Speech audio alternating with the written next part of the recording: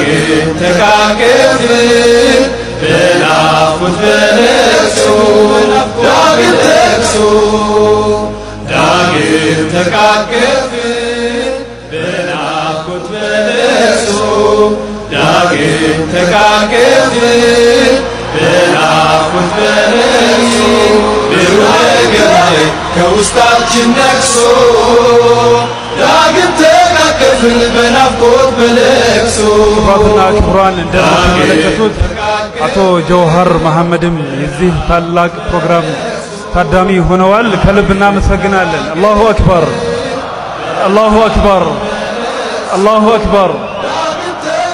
ባሙላት የተካው ልባችን አደራ ነውና የብስራት ዜና ተሰማ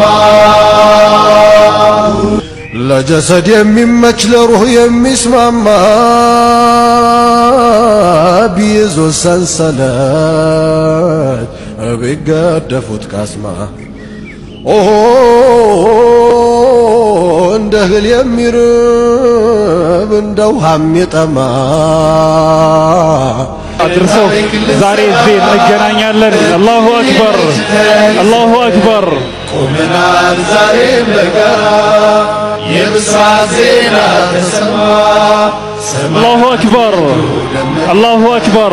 የተካው ልባችን አደራ ነውና የቃል ኪዳናችን በናፍቆት በለቅሶ ዳግም ተቃቅፈን በናፍቆት በለቅሶ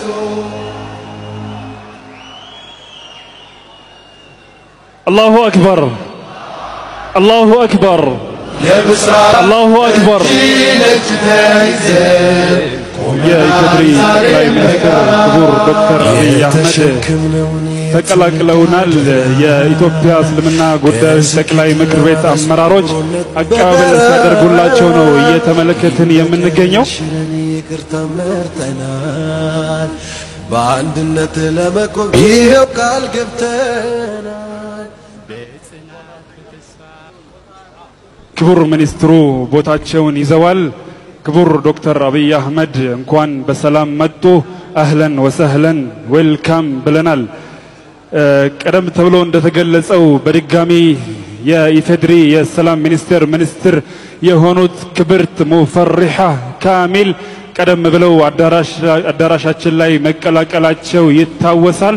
ሁለቱንም በታላቅ ምስጋና እንቀበላችኋለን።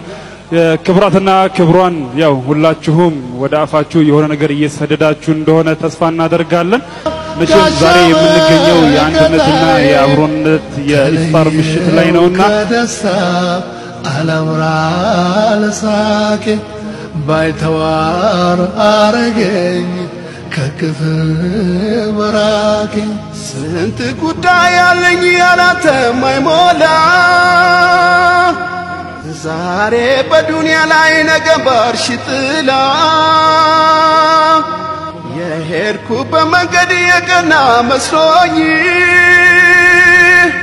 ስጠፋ ሚመለስ ወንድም አሳጣኝ የብስራት ዜና ተሰማ ሰማያት ምድሩ ደመቀ በአብሮነታችን ብርሃን አድማሱ አንጸባረቀ በአዲስ ምዕራፍ ጉዞ በአንድነት ታሪክ ልንሰራ እጅ ለእጅ ተያይዘን ቆመናል ዛሬም በጋራ ፈቅድ እንደው ልምጣ ወዳለህበት ሳይገርለኝ ሐዘኑ ሳልሞት በጸጸት አሳርፋት ነፍሴን ይቅር በለኝና የነገዋ ቀብር ዛሬ እንዲቀና የሄድንበት መንገድ